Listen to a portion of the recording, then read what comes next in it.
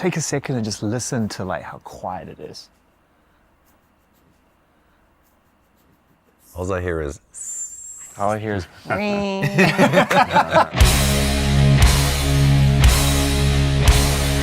Thank God for this music called heavy metal.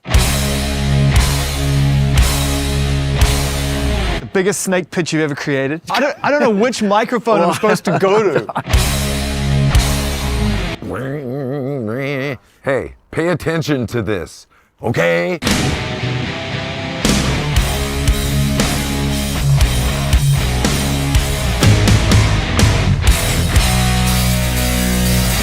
This is church. This is where tens of thousands of people come to worship at the altar of heavy metal and the best to ever do it, Metallica. When it's empty, this is an alien space. When it's full, this is where Metallica belong. In Amsterdam, Ajax Stadium, Day 1, M72 tour.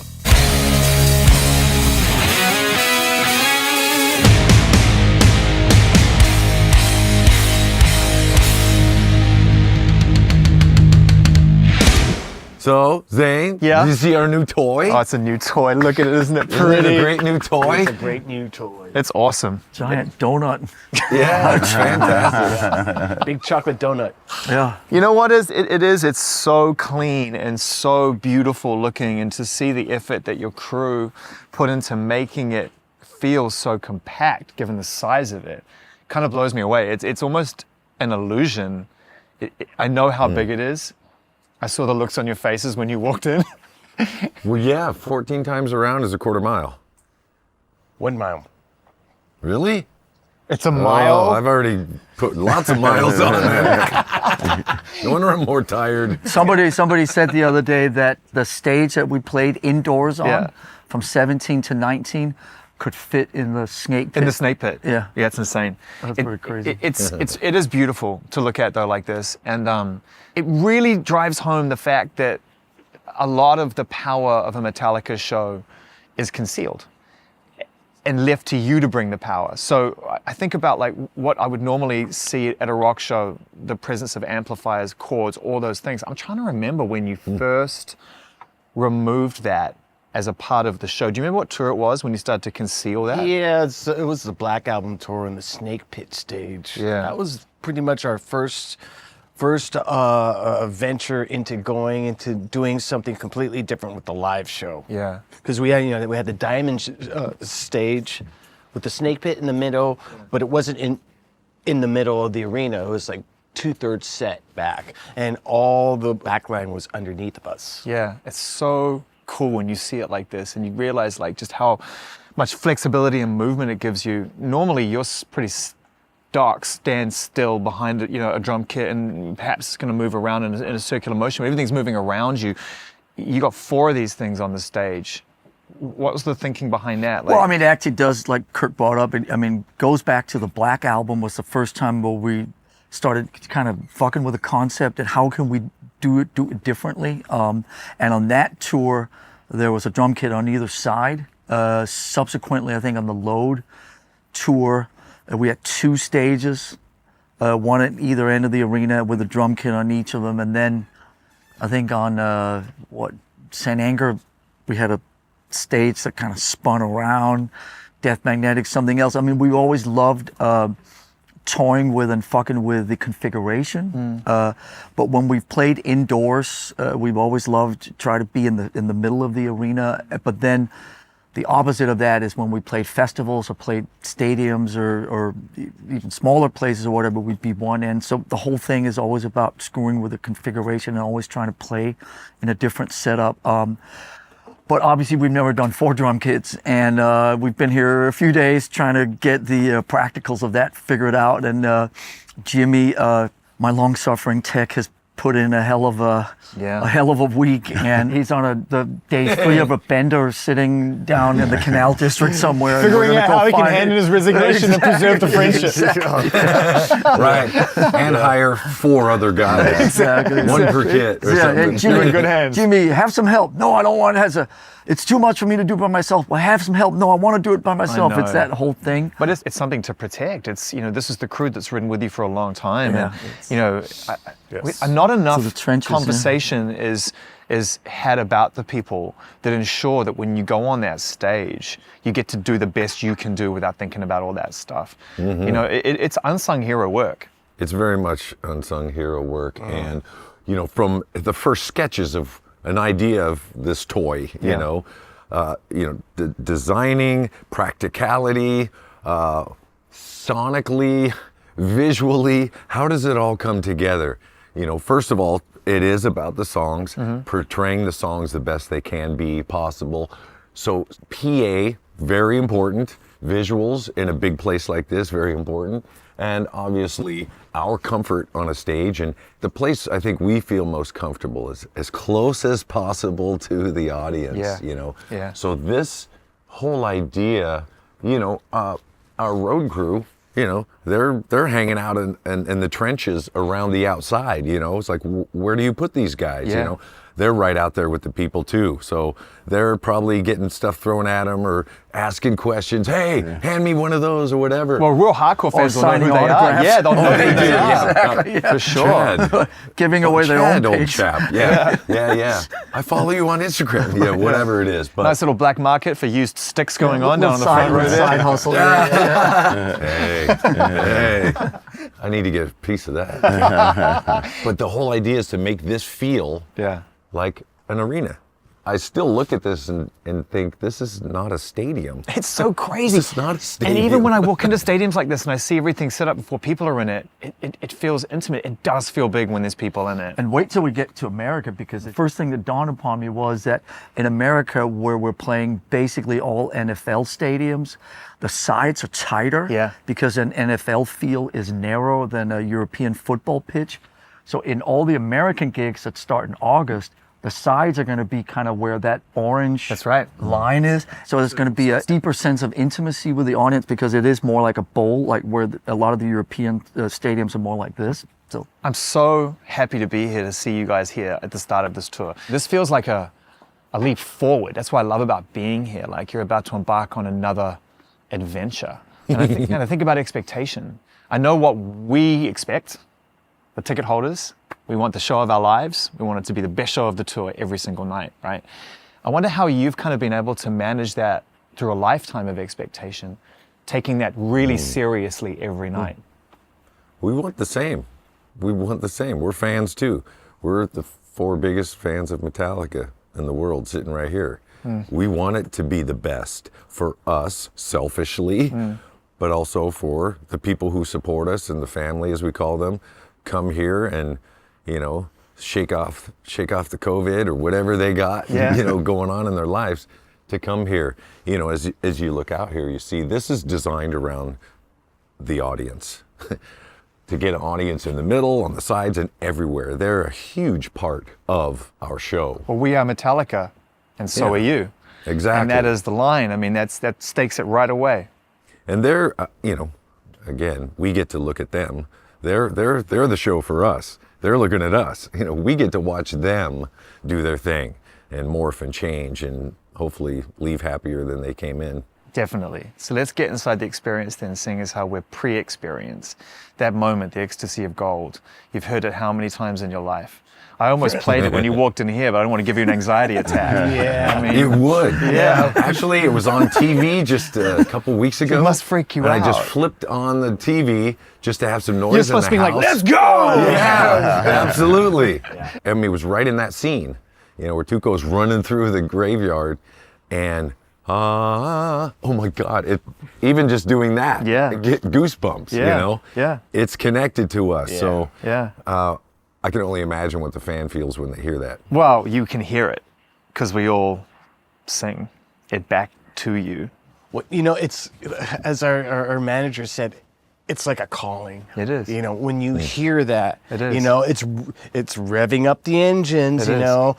Metallica is imminent. Yeah, you're here, you're in the building, it's happened. It's a part of the experience of a fan of knowing we're about to do something here. Has that feeling changed for you pre-show when that music plays and you know the show's about to start? Is it the same sense of anxiety, excitement? Yeah, you know, it's a real mixture of emotions, but it's always a huge shot of adrenaline, at least for myself. And, you know, I do have expectations Yeah. for myself Yeah. that I need to fulfill, you know? And so Yeah. for me, just like being in the moment and being totally present and just concentrating on doing the best I can is all I can do, Yeah, you know? And it's yeah. all I ever really think about in those few moments when we're just about to walk out. It also lets you know that you need to be there. Like if we're in the bathroom or something, you know, where it's just like, damn. Yeah. You know, you start It's running. him. He's Where's the Rob? guy. It's him. Where's Rob? I know where Rob is. The thing is, Always in the bathroom. bro, when I said it's been 20 years since we met for the first time, It's part of the ritual. that means it's been 20 years since you joined the band, bro. Your era is well and truly established. You can't be late for shows now, man. Oh, You gotta man. get it But going. that will always let you know Yeah. that you need to get moving. Yeah, The toilet flushing is part of it. Yeah, that's part of it too. I think a lot of it is it's about leaving something behind, which is the day, the week, the month, whatever you've been carrying around, and freeing yourself of that as you walk to the stage. And then the other thing is connecting with people, connecting with the other guys in the band. Yeah. At its best, when it really works, it's a connection to each other and to the audience, breaking down those security barricades and doing away with those and becoming one. And the great thing about having the opportunity to do these type of configurations is that you maximize the potential for that connection, because there's literally there's just more areas where more people can connect with band members and vice versa. Every show you strive for the best and you accept that some days are better than others, and it doesn't mean that anybody else will ever notice that. And you know, if you're playing, you know, night one here and night two here on Saturday, you know, we may have a thing or something with the monitors, or somebody has a shittier day that it's harder for them to shake off or whatever. But 99% of the people that are here will obviously not be able to know the difference between, you know, 110% and 105% or whatever. And sometimes you can even sit there and go, fuck, man, I'm fucking nailing it, and I'm in the most euphoric state possible. And then other days you're kind of at 80 or 90% and you're sitting there and you're going, fuck, I wish I was more in it or whatever. And then you come off stage of that show and people go, that's the best I've ever seen you play. Yeah, that's right. So there's always those kind of contradictions in it. That's an important part of the process, I think, of being a musician, and allowing the audience to tell you what you did and allowing them to reflect upon you, because the internalization of this experience, I think, can be really challenging. You know, your job is to project at all times, especially when you're performing and on stage. But to your point, if you're not feeling it, you could carry that experience away and it could really hold you down for a long time in a bad way. That's when you got to lean into the fans. I think about those really amazing moments, both on the record and in shows that I've never seen, where the fans have done that for you. Do you think, thinking about it now, that ultimately it's been the fans that have gotten you through, the thought of the fans have gotten you through some of the toughest times, the desire to stay connected? Absolutely. And us being fans of what we do too. I don't think through COVID, through the deaths, through accidents, through broken bones, there's never been a doubt in my mind that we wouldn't continue. You know, it might suck right now, but we're gonna push through this in some form or another. Your Napsters, your all of these things. Not even during There's those many really tough things. personal times for you the first time around, 20 years ago, when you were really going through that first wave. We spoke about that before, but that wasn't a moment when you were like, is this my life?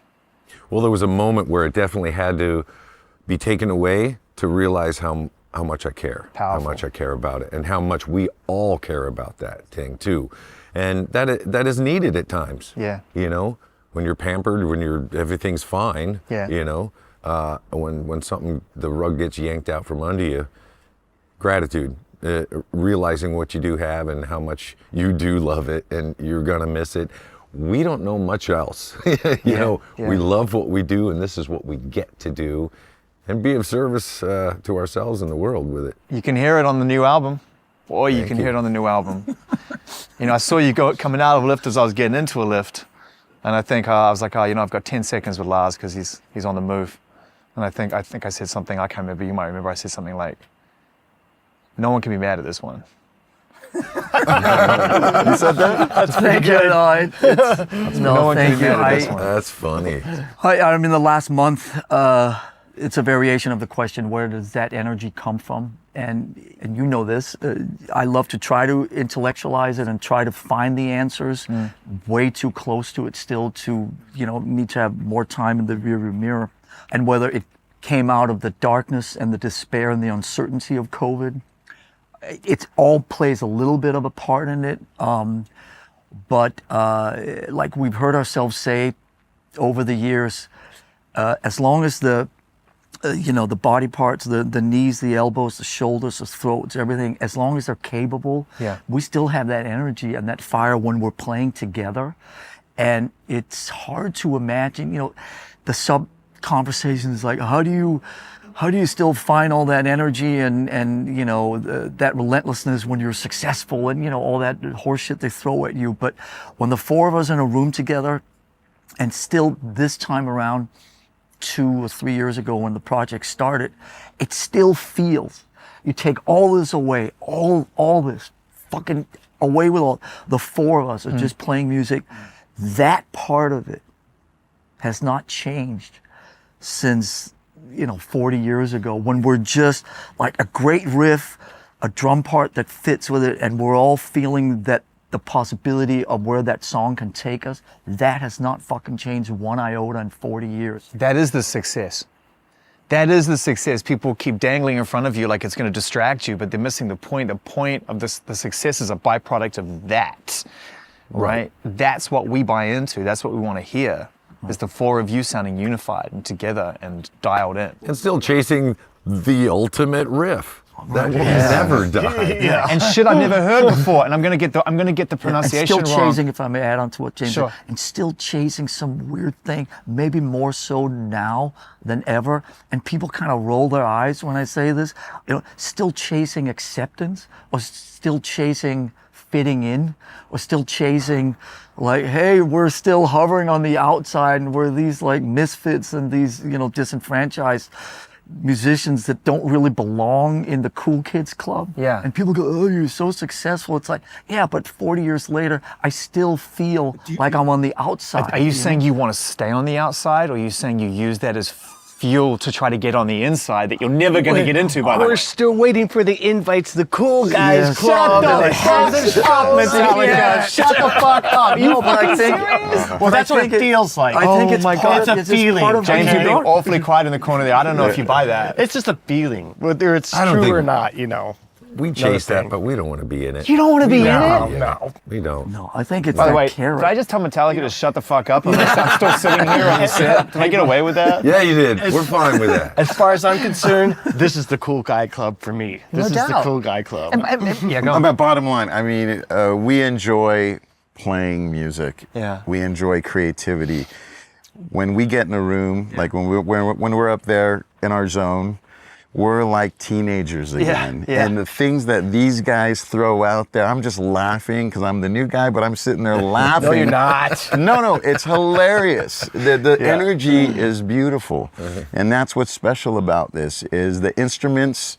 Lars gets on the drums, we get on our instruments, and the ideas flow. There's no shortage of riffs, bass lines, grooves. A lot of bands, when they've been around as long as Metallica has, they can't come up with riffs. They can't, they're just not inspired. Yeah. That doesn't happen here. In fact, we've got an abundance. I can't tell you how many riffs I had that were never came to, that were never heard. And that's a good thing. It's a great problem to have. There's a lot going on here creatively, and that's why I still think about the next round. And 72 Seasons is a badass record. Badass record. Right? Wait till you hear 73 seasons. Wait till you hear 73 seasons, right? 144 seasons. 17 17 miles a night around that fucking thing. You guys are going to be going back to a hotel comparing your steps at the end of the night. Like, how many steps did you do tonight? You got to pick up the pace. There's can someone please pronounce the last song on the record, please? Inamorata. Thank you. That's a riff I've never heard. I've never heard something that's that brilliantly, discordantly fucking heavy, right? That's one of my favorite riffs you've ever written on your 11th studio album. Written on Zoom, by the way. Crazy. Lars and I sitting there fiddling around, trying to connect over Zoom, right? The Pandora's box was opened at that point. Yeah. We're bored. let's do some stuff. And that was one of the riffs that came out of that session. How did you feel when you came up with it? I want the feeling. Oh, I don't know. I don't think about it, man. No, but when you heard it, when it came out of you, were you just like I was thinking, wow, that's pretty cool. That's pretty fucking cool. Thank you, Tony Iommi, or whoever I just channeled, you know? Yeah. Or Cliff, or whoever it is. Thank you. Or thank you, guitar, for spitting that one out, you know? It just happens. I can't explain it, and I don't want to know. You know, I'm a messenger. I'm a vessel for it, of riffs. Yeah. And Lars has the spectacular ear of, what was that? Yeah. You know, I don't know what was that. Play it special. back. It was special. I mean, from the first moment, it was special. So fucking good. I gotta hear it. And it didn't start. Obviously, it didn't start off as an 11-minute song, but Is that the longest song you've ever made? yeah. But it wanted to keep going, and there was a feeling as the ideas continued to show up that it's like the song was calling out for, now we got to take these detours, and now we got to go here, and this bass breakdown.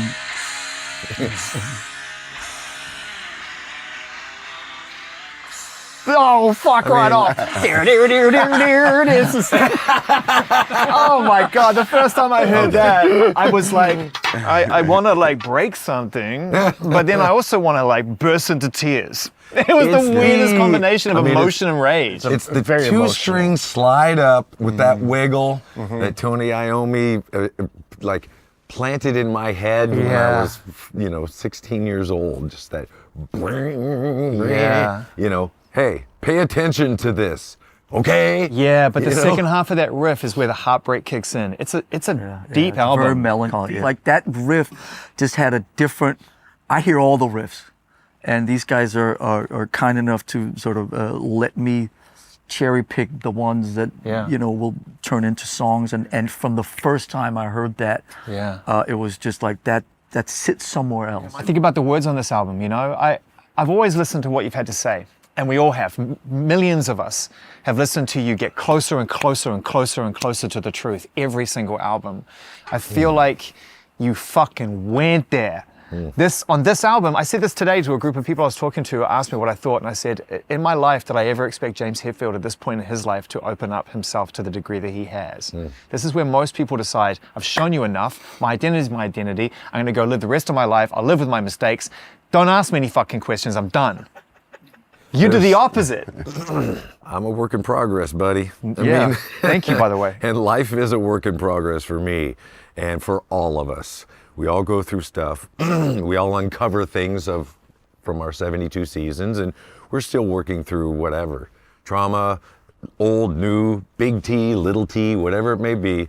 There's still stuff, and we're all trying to get better at navigating life. And I think a lot of the lyrics on this record have a little more of an inkling of hope in them, sprinkled in there. But only, in my opinion, James, because you seem to be willing to stare them in the eye. That's the hope I get. There's a lot of really heavy reflection on this record, but you don't feel lost in a way. It's the opposite, actually. It's acceptance. There's so much acceptance of where we are in our lives, where I am in my life, and I can fight, and try and change shit. At the end of the day, it's a part of me. You embrace it. You see how it works in your life, how it doesn't work. It's like having a couple people around with you all the time. It's like, hey, I know you, shut up right now, okay? Let this guy talk. There's an acceptance of the voices in the head, and where do they show up? Why do they show up? There's so much to overthink, but just accepting them and letting them have their space and being, allowing ourselves to be human. Allowing ourselves to be human. That's a powerful fucking thing, man. That's a deep one. I think a lot of times we, as people, we find lots of different reasons to dehumanize our experiences because it's really hard to face them. Do you think what life would be like if you didn't have this and this to do it through? Because that's your superhero power, right? Is you get to charge those observations and those feelings up, and you get to go on stage with your boys and just pummel us with them. Yeah, life would not be around. I would be long gone, I think. Yeah, for sure. Thank God for music, and thank God for heavy metal, and thank God that we have access to it, because I get these weird thoughts in the shower. I was thinking, what if we're the four of us or a group of people 100 years ago? How would we express ourselves? Would it be like a group of poets? Group of painters? You get deep in the shower, Kirk. I love this. It's awesome. Keep going. Keep going. What I love soap this are you story. using? What soap are you smoking in there? Just a lot of caffeine. Lots of caffeine. Lots of caffeine. Yeah. And it's just like, it would have been a completely different existence for us. We would probably be making like heavy poetry or something, heavy painting. I don't know, Yeah. like heavy I love it. plays. I love it. Yeah. But heavy. But heavy. Heavy. It would still be heavy. So that's my point is, thank God for this music called heavy metal. Yeah. That we all coexist in and live our lives in and like draw inspiration from. It really encapsulates, at least for me, so much of my inner experience, ever since I was a kid to just this moment, It's why I love this music so much. Highly emotional. It's so emotional, and it reflects the entire human experience, like, enamorada, sadness, heaviness. But, there's uplifting parts of that song too that bring you out, and there's contemplative parts of that song too, Thank God for heavy metal, because there's other types of music where it's just straight. You can't go those places. But the thing is, right, it's so funny. The thing about music is we did such a good job as an industry of creating linear aisles, genres, experiences, and great, tribalism is really important. We're going to see that tomorrow night. Full-on heavy metal tribalism, right? Metallica in full effect. Well, the song Lux Eterna, that's exactly written about what you feel when you come in to a gig, a festival, or wherever you are. You're around like-minded people, Yeah. you're suffering together, you're sharing your misery Yeah. and your excitement all at the same time. Yeah. So what light comes out of everyone's collected darkness, How has the world changed for the better? What's going to happen? I think about music now in such a weird way. I used to be one of those people who was so focused on whatever was in front of me. And now I think about every single song and the ripple it has, every single show and the ripple it has. How many thousands of people are going to leave tomorrow night and make a different decision based on the experience they had watching Metallica show that ultimately is going to make the world a better place? Well, I believe that the level of connectivity that occurs at a Metallica show, it's such a high vibration, and I've felt it myself when I go to other shows. When I leave a show, I'm and it's a great show. I am high, I am high, and my hope is that when we play, our music brings everyone together. We all connect. And, at the end of the day, that's what people are looking for, is connection. And I know that, at some point or another, we're going to connect with our audience, and we're all going to be like just one big entity. And that feeling right there is so special. You can't really get that from day to day. You have to be a part of something big, but it's worth it, because when you leave, that feeling of connectedness, it could bleed into just like, okay, next day, you go to a grocery store, and you see someone who needs some help, maybe you still have that feeling of connectiveness. And I think maturity really helps you with that. I think as you get older, you get wiser. You get to be able I think there's that element of, as Kirk is talking about connecting, there's also an element of safety in a way, in that the strength in numbers thing, and about the collective being together, that the more you're together with like-minded people, the more you can express yourself and feel safe within that collective, within that group. And I think, when Kirk is sitting talking about, thank God for this and thank God for heavy metal and so on, and also thank God for being in a group, in a gang, in a band, in a collective of people that are aging mostly the same way, was just that they're very comfortable with the aging process in itself. If two guys were, being more comfortable, being vulnerable and taking the mask off and expressing themselves that way. And two other guys were, chasing the fountain of youth and trying to pretend that they're still 30 years old or whatever. Yeah. That would bring a lot of internal conflict. But the fact that we're 40 years into this, we're knocking on the door at 60, and we're comfortable with who we are at this point in our lives, Yep. with the path that we've been on, the path that's ahead of us, paying the respect to the bodies, to the health, to the mental health, to the physical health, to all of it, but it's not something that's being swept under the carpet and it's and trying to be pretended away. It's a big part of who we are. It's certainly something that I'm incredibly proud of. It's because you're open. There's an openness to this band now. You talked about the feeling of being high, and I think about the fact that the only way you can get to that now is because you're not. Because you're open to the elements and you're not actually distracting yourself and you're not actually putting yourself into a place where you're numbing yourself from that pressure and that I don't know what to do with this. It's true, right? To some degree, youth is wasted on the young, right? When you don't have the tools to deal with the experience, to be open enough to be present. A lot of people are figuring that out now. But man, you think about all those shows you did when you were not sober and you couldn't get that close to that feeling, right? Do you think about that? Yeah. Well, I mean, I got into a cycle where it's just like, play a show, go out, stay out all night, then wake up the next day hungover, go out on stage, sweat the hangover out on stage, and then go do it again. This is my job. Yeah, but there was no progression. When I was doing that, I was just kind of like just staying at this one level. It took me a long time to notice that I wasn't progressing, wasn't going anywhere. Yeah. And,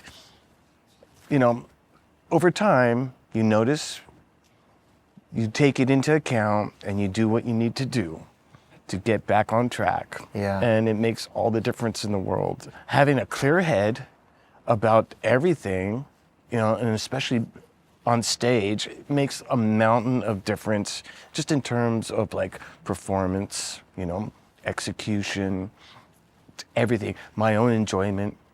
It's just it's like, it makes a real Being in the moment, In the just moment. allowing yourself to be in the moment, rather and than being trying present, absolutely being present. Yeah. How many new songs are you going to play on this tour? Figuring it out? No, we got it pretty figured out. Yeah. I'll let Lars answer that because he's in charge of north lists and of things. 0, south of 12. We're representing the new album. It's been great. On Death Magnetic, we ended up playing all 10 of them subsequently through the tour. On Hardwired, I think we got up to 9 or 10 through the tour of the 12. We're going to represent. I mean, obviously we've got the 2 different set lists and no repeats and all that. So there's a different kind of structure to the set list, and it's not often you get a chance to start on a completely, blank canvas, and 40 years in, just forced to reinvent it, which I think is part of the appeal of this thing for us. Also part of the daunting thing, because there are certain safety measures in there and certain sort of flags you plant that end up being cornerstones, but we're kind of throwing it all out. And so you'll see the next couple days, but it's represented well, and we look forward to it. And playing those, I mean, we've been jamming those songs for the last 3-4 weeks, and they are fun to play, and they're real like, ugh. And what you were kind enough to say about the relentlessness and the energy and so on, I mean, it's definitely going to be fun the next few days to get them out there. And the musical language of them obviously is a true representation of our current headspace. So with some of the earlier songs, when you go back to revisit them, there are some tweaks you have to make and maybe some reinterpretations that you do along the way, and they kind of morph as your headspace continues to sort of move in different places. But these songs are fresh out of the oven, obviously, and they're right in the current wheelhouse. Yeah. And so that's really cool. So doing the set list and kind of being, from what you're saying, ultimately responsible for the way that the show maps out every single night. I've never asked you this, like, that's a heavy responsibility. Obviously, on a night when it's a great show, you can pat yourself on the back and go, man, I took my boys out and we took out 80,000 people with the perfect run. But you've got a lot of songs to represent, a lot of fans to try to make very happy. Do you relish that responsibility? I mean, I don't know if relish, but I accept it. And James likes to point out I obsess over it in the best of ways, of course. As we all do about our own things. Of course. Yes. Everyone has And, obsessive qualities. And I take it seriously. First of all, the fact that these guys trust me enough to carry that is a huge thing. So in terms of not letting the team down, of course. But I've been doing it for a long time, basically the whole time, and I have tools now available, and so it becomes a combination of new album. It becomes a combination, obviously, of what's called the toe tapping favorites. Do you ever sit there and just crack yourself up and just draw a line through Master of Puppets just for 5 minutes, just to see what it looks like? Yeah, there's Can you all imagine? kinds of I mean, listen, Battery. Last time we did we did a whole run last summer where we played. Enter Sandman had always obviously lived towards the end of the Yeah, you set played it down third, in the. didn't you? We played it third all last summer, and the look on people's faces. We come out, we say hello with Whiplash, we go into Creeping Death, and things straight we into Sandman. and then It was Sandman. People are like, holy fuck, is it time to go home already? Yeah, I was gonna say. Are we going to stay or should we leave? Yeah, exactly. Is this a VA? Well, I remember going. I mean, I saw one of Prince's last ever shows. I was so grateful to see it, and he started with Purple Rain. And I remember feeling like I was watching the encore at the end, at the beginning. The whole thing was so surreal to me. And so I can understand from a fan's perspective how that just would throw you for a loop. Well, and a band perspective, it's like your body. Yeah. Body memory. Yeah. We're up there, we're playing the last song third. It's like, oh, are we done? I got too much energy left. So it's in the deeper cuts. We have a database that one of our great crew guys runs that have every time we've played in Holland and in Amsterdam. Literally exists in a database, and so on all the deep cuts, we can see, the Holier Than Thous, or the Leper Messiahs, or the whatever, Harvester of Sorrows, or the Trapped Under Ice, or whatever. Moving the Needle? Last time we played that deep cut in Holland was in 2004 or whatever. So that one we can bring out again because it hasn't been there for 20 years. So it's a balance of all these different Do you things. do the data thing as well? Do you go through the data and figure out, because it's so regionally specified now, do you go through and go, look, I didn't realize that song on that album actually over-indexes in Holland or anything like that? Do you go that deep? Not to that level. No, it's just more, like I said, it's a combination of obviously what we want to play. It's a combination of the few songs that should be played, and then it's just figuring out the deeper cuts. So when you play a special song, then you don't end up playing that special song in that same city every time. And every time we're in Holland, Amsterdam, is to give people a different show. And so here we are at Johan Cruyff Stadium Arena. Last time we played at Pink Pop. The time before that, we played next door at the arena, the Zego Dome. So every time you're in there, you're playing a different place, different stage setup with a different song list. So it's always a different experience for the fans, and it's always a different experience for us. So you don't fall into that autopilot thing. And now it's 3 years later, and here we are at the same stadium with the same setup and the same 16 songs and all that. So it's just always trying to mix it up. There's a reason why people hold hundreds of ticket stubs with Metallica on them. I mean, your friend Eddie figured it out too. I mean, there's a reason why he goes and sits in the stadium and writes Pearl Jam set list an hour before the show. Yeah. Because, he knows that you want to go multiple Pearl Jam shows, you just don't know what they're going to play. Yeah, and we're so proud. On the Hardwired tour, we introduced a ticket called the, black ticket. Now it's called the, I Disappear ticket. And you buy that one ticket, and you go to every show on the tour. You get the one laminate. Yeah. I always joke about the one laminate.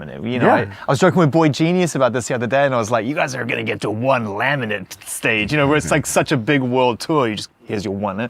To give that to a fan is more precious than almost anything. It's like you really are in the club now. It's a crazy thing. I mean, you'll see tomorrow around the barricades and around the, obviously we're starting from scratch here, but within a few shows, there'll be a group of Latin Americans, there'll be a group of Europeans, there'll be some incredible people from Asia and all wonderful parts of the world that will follow us around. They'll be in the same spots, kind of in front of maybe their favorite band member, and we'll be singing James's lyrics back to him or doing the drum parts and all this type of stuff. And these people are insane. They go on tour with us. They really go on tour with us, and it's so beautiful because it goes back to that safety thing that I was talking about. If I'm sitting up there, okay, I'm out of it for a few minutes or whatever, and I look down and I see the same five. There's a guy that James is always talking about that will just drum my parts back to me. And it's just like, there they are. It's safety, It's like, I know I'm safe because we've got our fans that follow us. You can ask him. We have a good drummer. No, we have. It's funny because when Lars will do something different, or maybe even make a unique mistake or unique playing part, me and the fan will look at each other like, and then keep going on. It's like, next, Because the dude will go, oh, totally. That's hilarious. It's fantastic. Oh yeah, and they know when you screw the lyrics up, and it's just like, okay, whatever, it's okay, But it goes back to The the thing we were acceptance of it talking all. about is 30, 40 years ago when we were coming off stage, we were sometimes we would get into fist fight. You fucked that up. You fucked it up. No, you fucked it up. Now we sit back there. First thing we'll do for the first 10 minutes when we come off stage tomorrow is we'll sit and in a funny, humorous way, we'll kind of go, ha ha, in that song when we played, James sang this out, or I did the wrong beat or whatever. Now we kind of go, ha ha ha, that was really funny. Did you like my edit? They're our songs, and as far as we're concerned, we can do with them what we want. Absolutely. We don't have to play them perfect. And so now we connect over the fact that we're human, and that, so that pressure on, fuck, I'm going to get back in the dressing room and somebody's going to yell at me. It's like, it's just that human thing, and it makes you feel safe, and it makes you feel that it's all worth it, Are you any close to working on what was driving that pressure for all those years? Was it, the most obvious thing is maybe fear. Perfectionism. Some kind of fear. But it buried in some level of insecurity. If we're not is perfect, someone might take it away. Insecurity. Yeah, criticism, insecurity, fear of being judged. You name it. There's a whole list right there of fear and not it all fitting in. all falls under the insecurity, umbrella. That doesn't go away, James. It does not. Those fans, there are still those people that will be disappointed with this and love that, and they'll swing like a seesaw at all times. And so, And same within myself Yeah. as well. I have an expectation. I didn't meet it. Oh God. And like Lars was talking about earlier, hey, that was great. Like, no, it wasn't. But the expectations just always get in the way. but you summed it up beautifully before when you said just accepting the fact that you're human. Yeah, allowing ourselves to be human.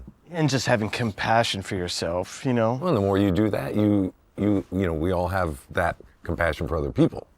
It's easier, It's easier to see that in other people. I also think having some control over your destiny now as well, stepping out with a new album, and it's really inspiring what you're doing as an organization. If I think of you like a sports team, you're running a great season after season here. You've got your own label. You're doing things independently. Worldwide #1 album on your own label. It's fucking awesome. Slight disappointing in Lithuania, but you haven't played since 2010, so you might want to get back to Lithuania. Everywhere else #1. Pressing our own records now. Now you're in the pressing plant business. Thank God someone else showed up to Jack White's party, right? If you take a step back and go, and I think a lot about this as we're going in through the promotion of this and talking about the 72 seasons, and every day people tell me about your first 72 season. Right. And I still go back to, who the fuck would have thought that when James and I got together in LA 41 years ago, we'd be sitting here, being at, Johan Cruyff Stadium, home of where Ajax plays, and and having a conversation about this crazy outsider thrash metal band that never fit in anywhere, buying a fucking vinyl plant. What? I know. Who would have thought? If you said that 40 years ago, if you said it 30 years ago. Yeah. It's like, we just finished Injustice for All, and in 2023, you'll be back in Europe. You'll be doing a tour of football stadiums. You'll still be, putting out records that, somewhat relevant, et cetera, et cetera, et cetera. And you're buying fucking, vinyl plants. And, Can't help himself. yeah, but it still blows my mind. At least right now. Maybe it's the post-COVID, as we spent 2 years wondering what our future was going to look like, and whether we would ever get back to anything that resembled whatever normal was before that. When we were out going around Europe last year, we played 15 festivals in Europe last year and a few in America. Just being out again and connecting with audiences and seeing the European cities, having them feel like alive again. I've never seen so many fucking people on the streets of Madrid. The whole city was alive. Yeah. And there was a post-pandemic spirit in the Yeah. air of just of celebrating life, celebrating, you know, what the opportunities could be again out of that misery and despair and the uncertainty of lockdown. And I think for me, sitting here and being with these guys, having this record in our back pockets, sitting here with you, you always get the deepest shit out of us, which I love, by the way, and it's just a sense of gratitude and a sense of appreciation, and a sense of just love, and you know, it's just fucking crazy. Who would have thought? Imagine how I feel. You know, I was the guy who was drawn into your music, like everybody else is going to be here tomorrow night and every other show. Came into Metallica and was just like thrown on my back foot in the best possible way. Because there's off balance, right? Axis shifted 6 degrees to the left. I go this direction now. And I've been chasing you my whole fucking life, you know, all over the world. So to be sitting here in a place like this as well, you know, having this conversation, and the fact we're all still here, that's what's not lost on me. And I can imagine as this hour comes to an end, that really is ultimately the great achievement, isn't it? You're still here. Yes, we're still here. We're still feeling like we're contributing to the good side, to making it better, you know. Well, that is thought about every single day, you know, what are we doing here? Yeah. What is the service we're bringing, you know, at the end of the day? Yeah, I say this is a toy. Yeah, it is just it's wood and metal and a bunch of aluminum put together, but with thought and with care and with love and with intent. And yeah, that'll go back to whatever it's supposed to be at the end when this is all done. But what we do with it and how we get to use this tool to connect is what it's all about. Just take a second and just listen to like how quiet it is. It's All I hear is, I know. All I hear is, Okay, now- same here. Those days may have gone for you and I, right? And now on Apple Music, silence. Yeah. But it's just, I just love the anticipation. I almost want to do like a cut and then do that thing where it's just like the next shot is just chaos, fucking volume, then back. blood and guts and fucking sweat and anger and emotion and all that shit that makes you guys so fucking fiery and powerful. I love it.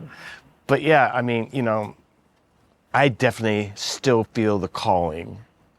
And it's still the same call that I felt when I was a teenager playing guitar in my room. And I know it's got to be similar for the rest of these guys, you know. Still feeling hungry, still feeling like there's still music to be made, good intentions to be fleshed out and brought through our music. I'll tell you, one of the know? things about this experience in recording, you know, this album and collaborating on this music was just to be in a room together again and to have that, like you feel that in the album, you feel it in every part, every note that's played. The segues, you know, that can't happen on Zoom. Some of the intro stuff and all that, you know, the tribal type of stuff, you know, all that stuff is happening. You're hearing it and experiencing it on the record. What you're listening to is what happens and what's happened. And I think that somebody said in one of the interviews the other day that when they hear this album, they see us like 3 feet in front of them. And that's what they love about it. They hear James singing. They can almost, you know, his breath is hitting them. Not bad breath, by the way, but, you know, just, you know, that energy of what... Halitosis? Halitosis. Let me just make that clear, you know?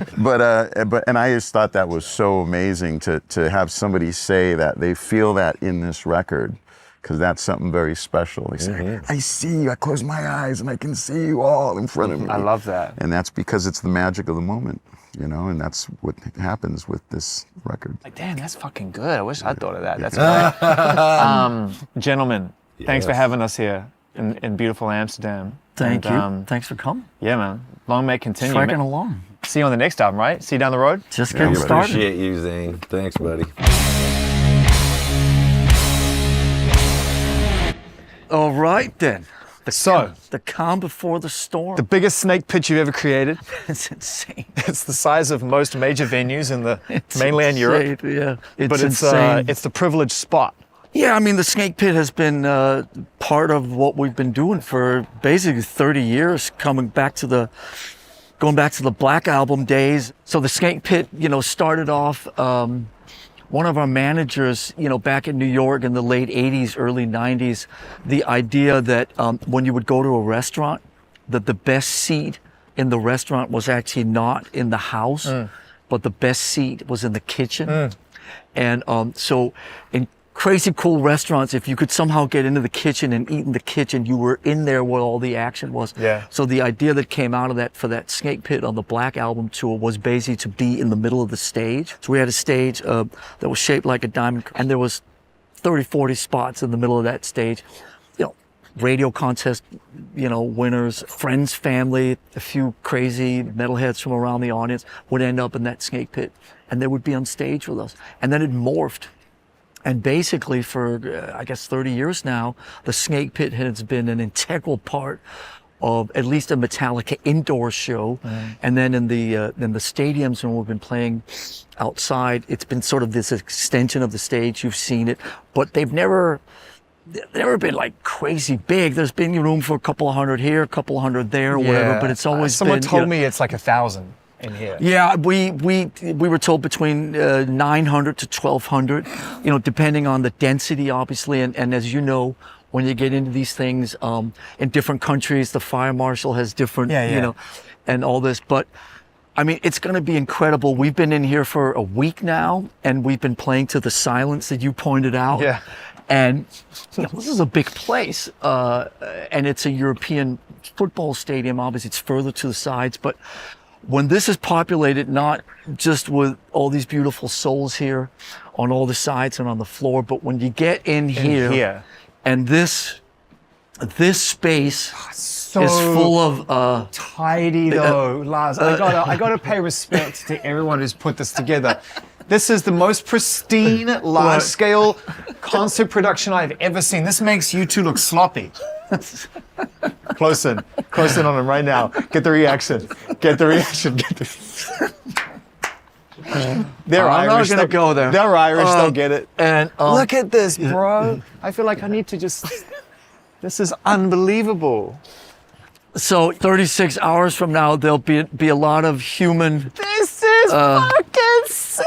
There'll be a lot of, will it be sweat, spit? I don't know which whatever. I don't know which microphone I'm supposed to go to. Like I'm immediately like, do I go to this stage setup? Do I go to this stage setup? Do I go to this? It's like I said, it feels like an illusion. Yeah, a few people that have come in the last couple of days, I watch them as they come in and they're disoriented. Yeah. It's like, where do they go? It's just like these towers, and it's just kind of crazy. I mean, to the point where I feel like I'm seeing 6 drum kits, not 4. Like it's kind of nuts. Look what you make, man. This is crazy.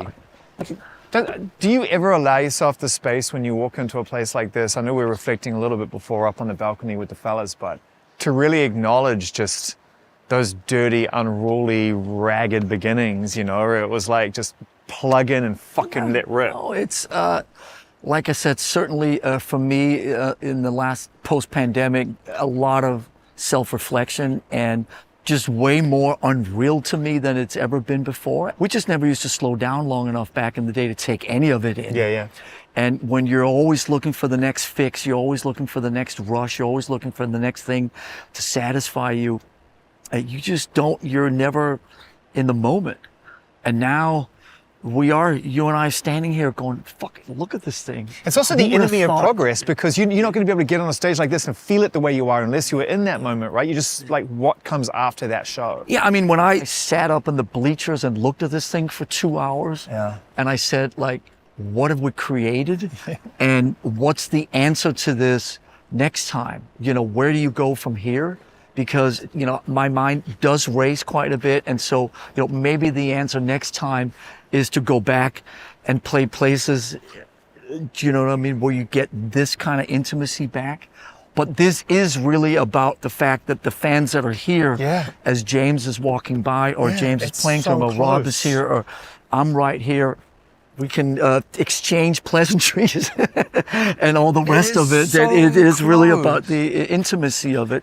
And there's no barricade in here. No, this is There's nuts. no... Yep.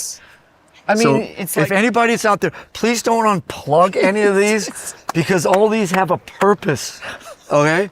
I mean, so surely- if this blue one is not in there, it could fuck up the whole gig. You are gonna block this off, surely. Or they're just gonna sit it like this.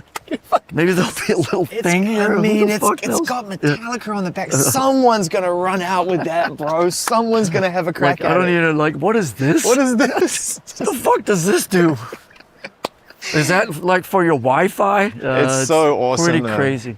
This is obviously the biggest production that you've ever done, Yes. hands down. Not even close. Yeah. So what was the one before that? Was it hard? Was it worldwide? Well, we've never done in the round in the stadiums, and so we've been looking to do in the round in the stadiums for probably 10, right, 15 you years. haven't. We've It's done in the always round been in the arenas. arenas. Yeah. Apart from here, most stadiums, if you look up, Yeah. it's practical because there's no roof Yeah. that you can hang anything from. So everything that you're seeing here, you see the 8 towers. Yeah. Everything in here is what's called ground supported. So you see the PA. Yeah. And you see all this cabling. Yeah. There's nothing of this whole staging that touches the stadium the roof. roof. So all of this is ground supported, and it's always been about how do you set that up without being able to hang anything from the roof. Yeah. And the way our team cracked it was by having these towers. And the one thing that's different, because obviously U2 has played in the stadiums in the round, Garth Brooks has done it. Ed Sheeran did it last year and will do it in America this year. But the one thing that's different about this setup is there's no center point, because all those shows would have a center point. Yes, the center Right. point's the And pit. so the center point is right there, but you can see all those wires, they're not coming from anywhere other than those towers. So all the weight of the PA and the lights and the shenanigans are all being held up by those 8 towers. So that's the crazy thing. This is so nuts. It's a kind of an engineering marvel, and our team has done a fucking insanely great job of putting this whole thing together. Insanely great. It is geometric design at its highest level. Yes. It's like Structure and order, 2 things you don't associate with with what? Metallica. Oh, fuck. Yes, you fucking do. There's no way you can play an 11-minute song at the pace you're playing it without structure and order. It's But been kind of the it's- battle cry in the last week. We go around and say structure and Structure and order. Yeah. And symmetry. See here, we're right in line. See, we're standing right here. Yeah. And it's right 114, 127. But this thing is right now is booked for 2 years. It's booked all the way up through the end of 24. I love how you're doing it as well. I love how you're like, we can do this and live our lives. We can come in, maximize the amount of people. We can entertain, make happy, and then get back to something resembling a life. Yes. And I think if not It's about those that, balances, yeah. if yeah. not that, what is the definition of success? If not balance? Those balances also is sort of what feeds it and what makes it possible, because without those balances we wouldn't be able to do it. We can go into the craziness of this world, but we can't hang out here for more than a couple weeks at a time before we need to go back and just connect with our families, with our homes, our sort of our safe zones, our comfort zones at home. And so one of the biggest places where we really are grateful for the success is the fact that we have the opportunity to come out here and just do this for say 2 weeks at a time and then go home. Because if we were to be out here for 8 months in a row, now we got to be out here till the end of the year. Yeah. We couldn't do it because way. it would just drive us off the ledge, off the cliff, It's going to be a fun place to hang out for the next couple days, and then we get 2 weeks off, and then we pick it up in Paris again You at get Stade to de know France. it, and you get to figure it out, and you get to go and take it all over the world into these beautiful, beautiful gladiatorial spaces. It's fucking awesome. It's interesting because I've noticed the ability when we're making records, you're in the studio, you're fucking in it, you have no perspective because you're so high on the experience and on the day-to-day of it sort of when it connects. But then leaving, that's where you get the perspective. And then you go back to the studio a month later and you go, that doesn't work, that blah, blah, blah. And it's the same thing here. When we've played these 2 shows in Amsterdam, we all fly home on Sunday, and then we have 2 weeks to Stade de France. And I think the reflective time at home, when we come back to Stade de France, we'll go, okay, that needs to be nipped and tugged, that needs to be nipped and tugged, and blah, blah, blah. And then Stade de France will be its own thing. And then for Hamburg and Germany, a week after that. So every time you're in the trenches, you get out of the trenches, back to the trenches a week later. So we set this up kind of like Nashville touring, because it's called, where we just play on the weekends. Yeah. So it's not like we're here, Thursday and Saturday and somewhere else Monday and Wednesday. You get to get or whatever. excited about it every single Exactly. time. Exactly. I feel like we should have a good luck hug, given that we're right in the center of the entire space. Come on. Good luck tomorrow, Come on. man. I'm so happy that you're here. Same. I'm so happy your whole team is here. Same. Thanks for joining and coming over and wouldn't being a miss it. part of this Oh, I got goosebumps. It feels this special, man. opening moment. Yes, this opening moment. Come on. All right then. Dude, you got Bono and the Edge on their fucking heels with this one.